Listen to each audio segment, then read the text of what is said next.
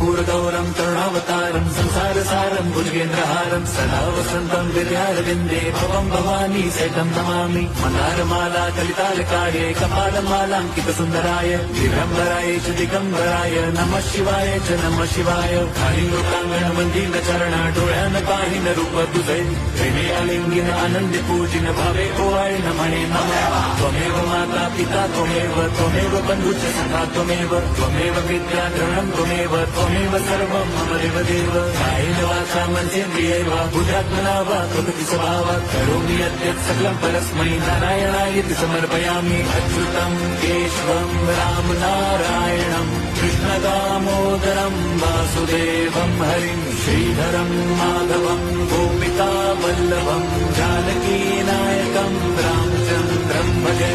Hare Ram Ram Ram Hare Hare, Hare Krishna Hare